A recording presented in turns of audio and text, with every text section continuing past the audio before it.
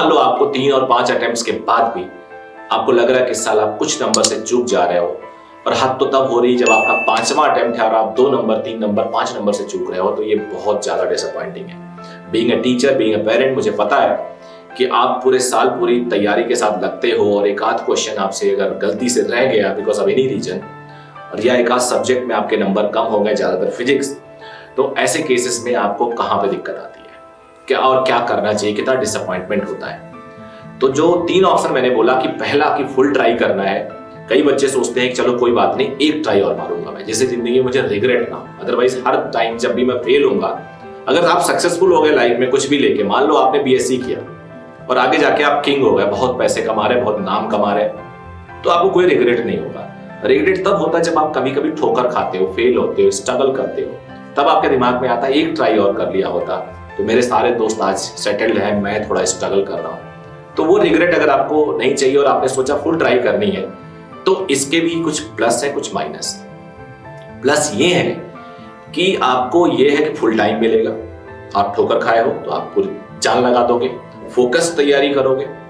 लेकिन माइनस ये है कि अगर इस बार भी कोई रीजन से आपका सिलेक्शन नहीं हुआ तो क्या, एक साल पूरा और जाएगा। तो यहां पे बहुत ही बैलेंस आपको लुक लेना है, आपको देखना है कि आपके पास ऑप्शन क्या क्या है।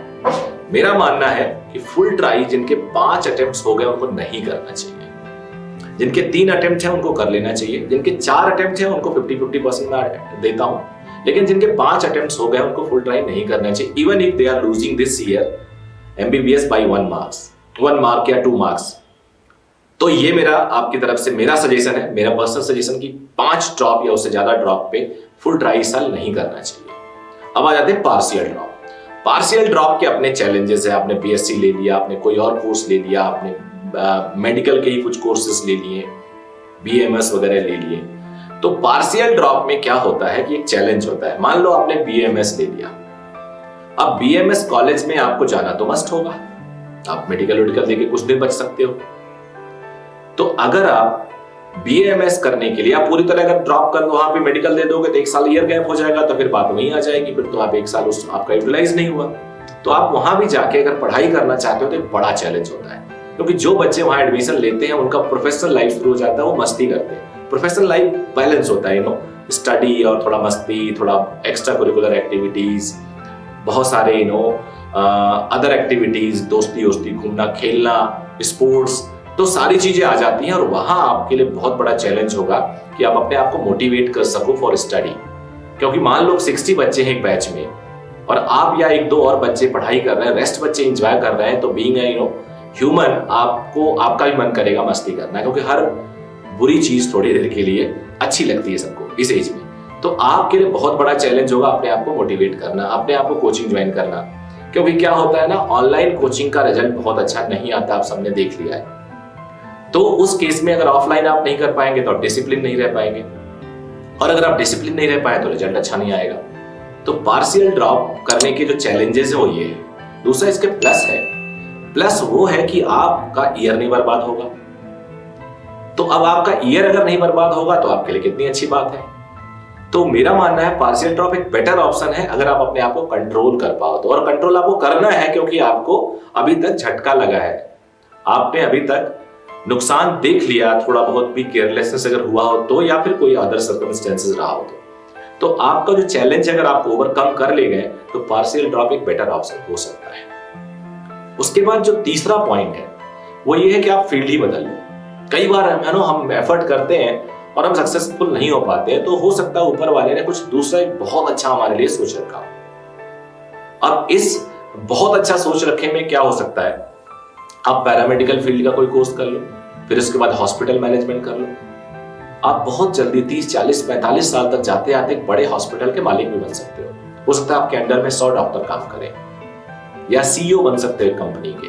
तो ऐसा बिल्कुल भी नहीं है कि अगर आप एमबीबीएस छोड़ देते हो तो जिंदगी में और कुछ नहीं है, बहुत सारे ऑप्शंस आपको मिल सकते हैं। आप बायोलॉजी फील्ड में जा सकते हो, उसमें आपको इंटरेस्ट है क्योंकि नेचुरली आपका रह रहा है तो ज्यादातर चांस है फेस की वजह से रह रहा हो। रिसर्च में जा सकते हो, एजुकेशन में जा सकते हो, बहुत अच्छा सैलरी है, बहुत अच्छा लाइफ है। उसके बाद आप बायोटेक्नोलॉजी में जा सकते हो, माइक्रोबायोलॉजी में जा सकते हो, जिसमें फ्यूचर में बहुत सारे इन्वेंशंस और आइडियाज और टेक्नोलॉजी बेस्ड चीजें आ रही हैं। तो ये एक ऑप्शन हो सकता है आपके लिए। मतलब मैंने जो आप लोग को पूरी तरह से बताया, एक तो फुल ट्राई करना है, एक पार्शियल ड्रॉप करना है, एक फील्ड ही बदल लेना है, मतलब डॉक्टर नहीं बनना है आपको, एमबीबीएस नहीं बदलना है। तो ये तीनों चीजें अगर आप ध्यान ढंग से सोचो तो एक सोल्यूशन आपको मिलेगा। और ऑनेस्टली स्पीकिंग, हमें भी पता है कि आपके लिए छोड़ना बड़ा मुश्किल होता है, क्योंकि आप इतने साल उसके लिए डिवोट करते हो, ड्रीम करते हो, प्लान करते हो, और आपके साथ साथ आपका पूरा इकोसिस्टम, आपके घर वाले, जानने वाले सब लोग उसी फील्ड को सोच रहे होते हैं। तो लेकिन अब कई बार हमें सच्चाई एक्सेप्ट करनी पड़ती है। हाँ, लेकिन अगर ट्राई आप लोगों में से जितने भी लोग ट्राई कर रहे हैं, तो आपकी जिंदगी का ये बेस्ट ईयर होना चाहिए। बेस्ट ईयर के बेस्ट कुछ मंथ्स होने चाहिए, आपके जिंदगी के बेस्ट मंथ्स होने चाहिए। उससे बढ़िया मंथ्स आपने कभी निकाला ही नहीं हो अभी तक की अपनी लाइफ में। अगर इस लेवल पे आप कमिटेड हैं तो future is yours, believe me. और आपने देखा, आप करीब आए हो, यानी आपने ठीक ठाक तो किया ही है। If you have scored 28,000 rank, 35,000 rank, 50,000 rank, even 1 lakh rank, तो ये मेरा मैसेज उन सारे बच्चों के लिए है। Success and failures are part of your life. अगर आप अभी सक्सेसफुल भी हो जाते हो तो बाद में फेल हो गए ही होगे। दुनिया का कोई ऐसा इंसान नहीं जो कभी फेल ना हो, दुनिया का कोई ऐसा इंसान नहीं है। और कोई तुम्हें मिल के कहता है, कितने भी एज का है, कि मैं कभी फेल नहीं हुआ, तो उससे बड़ा झूठा दुनिया में कोई है ही नहीं। हाँ, उससे आपको सबक लेना है। कितनी जल्दी आप सबक ले सकते हो, ये आपके हाथ में है। So let's accept what we are getting and try our best to overcome this, to repeat this, and believe me, जब सक्सेस आएगा ना तो इससे बढ़िया आएगा। हो सकता है आप अभी कंप्रोमाइज करते, लेकिन अगला सक्सेस जो आएगा इससे बहुत बढ़िया आएगा। So all the very best, thank you very much.